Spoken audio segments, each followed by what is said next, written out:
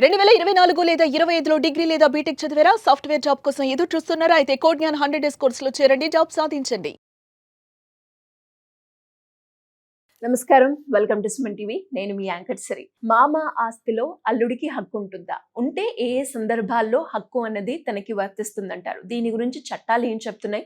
Recent గానే Kerala high court దీనికి సంబంధించి సంచలనమైన తీర్పునైతే ఇవ్వడం జరిగింది. దీని గురించి క్లియర్ గా విశ్లేషణ ఇవ్వడానికి మనతో పాటు ఉన్నారు హైకోర్టు అడ్వకేట్ అలగరి రవీంద్రనాథ్ గారు. అడిగి తెలుసుకునే ప్రయత్నం చేద్దాం. నమస్కారం సార్. నమస్తే అండి సిరి గారు. సార్, అందరూ కూడా ఈ న్యూస్ వినగానే షాక్ అవుతున్నారు. నిజంగానే ఉంటుందా మామ ఆస్తిలో అల్లుడికి హక్కు? ఉంటే ఏ సందర్భాల్లో ఉంటుంది? అసలు చట్టం ఏం చెప్తుంది అని అడుగుతూ ఉన్నారు. ఏంటి సార్ లేటెస్ట్ అప్డేట్ దీనికి సంబంధించి? కేరళ హైకోర్టు రీసెంట్ గా అల్లుడి గారికి కూడా మామగారి యొక్క ఆస్తి మీద హక్కులు ఉంటాయి, కొన్ని ప్రత్యేక పరిస్థితుల్లో కొన్ని సందర్భాల్లో మాత్రం ఉంటుంది అని చెప్పి ఒక సంచలనాత్మకమైనటువంటి ఒక తీర్పునివ్వడం రీసెంట్గా ఇవ్వడం జరిగింది. సో ముందుగా ఈ తీర్పుని మనం చెప్పుకునే ముందుగా అసలు ఎలా ఉంటుంది, అసలు చట్టం ఏం చెప్తోంది? ఇప్పుడు పెళ్ళైన తర్వాత నా కూతురు అల్లుడు ఉన్నారు. అల్లుడు గారు ఏం చేస్తారంటే ఈ కూతురు యొక్క తండ్రి గారి ఇంటికి వచ్చారు, అంటే మామగారింటికి వచ్చాడు. ఇప్పుడు మామగారి యొక్క ఆస్తి మీద డైరెక్ట్గా అల్లుడి గారికి హక్కు ఉంటుందా అంటే, జనరల్గా మనకు తెలిసి ఏంటంటే అల్లుడికి ఇటువంటి డైరెక్ట్గా ఆస్తి యొక్క మీద హక్కు ఉండదు. అది పూర్వీకుల ఆస్తి అయినా, అదేవిధంగా మామగారు సొంతంగా సంపాదించుకున్న ఆస్తి మీద కూడా హక్కు ఉండదు. ఇదే విధానం ఇటు కూడా వర్తిస్తుంది, వయసు వరుస వీళ్ళకి కూడా వర్తిస్తుంది. ఇప్పుడు పెళ్లి చేసుకొని అమ్మాయి అత్తవారింటికి వెళ్ళిన తర్వాత ముందుగా ఈ అమ్మాయి పెళ్లి చేసుకున్న అమ్మాయికి తన అత్తగారింటి పైన, అంటే మామగారి యొక్క ఆస్తి కానీ అత్తగారి యొక్క ఆస్తి మీద ఈ అమ్మాయికి ఎటువంటి హక్కు కూడా ఉండదు. అంటే భర్త మరణించిన తర్వాత మాత్రమే ఆ హక్కులు ట్రాన్స్ఫర్ అయ్యేది తప్ప క్లాస్ 1 లీగల్ హెడ్స్ కింద ఏదైతే వాటా ఉంటుందో ఆ వాటా కింద ఆవిడకి రావాల్సిన షేర్ వస్తుంది తప్ప భర్త బతికి ఉన్నంత కాలంలో భర్త తను సంపాదించుకున్నటువంటి ఆస్తి మీద కానీ లేదా పూర్వీకుల ఆస్తి మీద కానీ 1 పాయింట్ కూడా ఆమెకు ఎటువంటి హక్కు లేదు. రీసెంట్గా నాకు ఒక ఆమె యుఎస్ నుంచి కాల్ చేశారు. సార్, నేను 20 సంవత్సరాలు నేను నా భర్తతో కాపురం చేశాను, పిల్లల్ని కూడా కన్నాను. అయిన తర్వాత నా భర్త ఇప్పుడు రకరకాల అలిగేషన్స్ వల్ల నేను డివోర్స్ తీసుకుందాం అనుకుంటున్నాను 20 ఏళ్ళ తర్వాత. మరి ఈ సందర్భంలో నాకు నా భర్తకి కొంత ఆస్తుంది, హైదరాబాద్లో ఆస్తుంది, యుఎస్ఏలో కూడా ఆస్తుంది. మరి అటువంటి సందర్భంలో నేను 20 ఏళ్ల పాటు అంటే కలిసి జీవించాను కదా, అటువంటి సందర్భంలో డివోర్స్ తీసుకుంటున్నాను కాబట్టి ఆ ప్రాపర్టీ మీద నాకు షేర్ వస్తుందా రాదా? షేర్ రావాలి కదా. నేను ఎంతో సాక్రిఫైస్ చేశాను, నా కుటుంబాన్ని కూడా నేను సాక్రిఫైస్ చేసి నేను ఆయనతో పాటు ఉన్నాను, పిల్లల్ని కన్నాను, నా జీవితం అంతా అక్కడే తెల్లారిపోయింది. అటువంటి సందర్భాల్లో ఇప్పుడు డివోర్స్ అంటే ఏముంది సార్? సింపుల్గా డివోర్స్ ఉంటుంది తప్పించి నాకంటూ ఆయన ఆస్తిలో ప్రాపర్టీ ఉండదా? ఆయన ఏది చేయి విదిలిస్తే అదే నేను తీసుకోవాలా? నాకంటూ హక్కులు రైట్స్ అంటే ఏముండవనా? అవునమ్మా, ఏమి ఉండవు. ఇది అమ్మాయికి వర్తిస్తుంది, అదేవిధంగా అబ్బాయికి అనేది వర్తిస్తుంది. అమ్మాయి ఎలా అయితే క్లెయిమ్ చేసుకోలేదా, భర్త బతికుంటుండగా ఆయన యొక్క ఆస్తిలో కానీ స్వార్జితమైన ఆస్తిలో కావచ్చు లేదా పిత్రాజితమైన ఆస్తి అంటే పూర్వీకుల యొక్క ఆస్తి, అందులో కూడా ఈమెకి ఎటువంటి షేర్ ఉండదు భర్త బతికి ఉన్న సందర్భంలో. పిల్లలకు మాత్రం, వీళ్ళిద్దరికి పుట్టిన పిల్లలకు మాత్రం ఆస్తి హక్కు వస్తుంది. అదేవిధంగా మామగారి యొక్క ఆస్తి మీద కూడా అల్లుడు గారికి ఎటువంటి హక్కులు ఇప్పుడు అందరికీ తెలిసిన విషయమే. కానీ కేరళ హైకోర్టు రీసెంట్గా ఒక జడ్జిమెంట్ ఇచ్చింది. ఆ జడ్జిమెంట్ ప్రకారం అందులో ఉన్న విషయం ఏంటంటే, తన మామగారు ఏం చేశారంటే కొడుక్కి తను సంపాదించుకున్న ఆస్తి, పూర్వీకుల ఆస్తి కాదు, తను సంపాదించుకున్న ఆస్తిని బదిలీ చేశాడు అనుకోండి.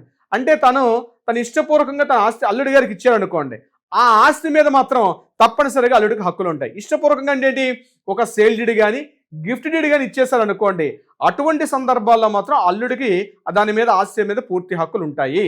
అంటే మామగారు తను ఇష్టపూర్వకంగా కానీ ప్రాపర్టీ ఇస్తే దాని మీద హక్కులు ఉంటాయి తప్ప డైరెక్ట్గా రైట్స్ అన్ని ఆటోమేటిక్గా ట్రాన్స్ఫర్ అయితే అవకాశం ఉండదు. కానీ ఇక్కడ మరలా ఒక మెలికి పెట్టారు.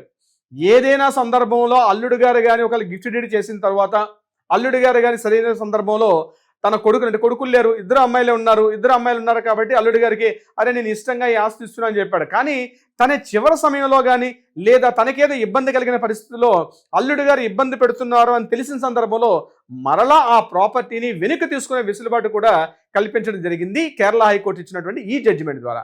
అంటే ప్రాపర్టీ ఇవ్వచ్చు, గిఫ్ట్ డీడ్ చేయొచ్చు, కానీ గిఫ్ట్ డీడ్లో మాత్రం ఒక క్లాజ్ మెన్షన్ చేసుకోవాలి.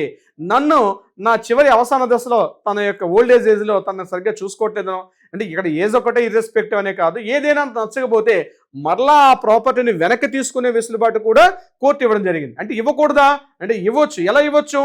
ఒక వ్యక్తికి ఎలా థర్డ్ పర్సన్కి ఎలా అయితే ప్రాపర్టీ కొనుక్కునే రైట్స్ ఉంటాయో అదేవిధంగా ఇక్కడ మామగారు అల్లుడి గారికి ఆ ప్రాపర్టీని ఇచ్చే అవకాశం ఉంటుంది.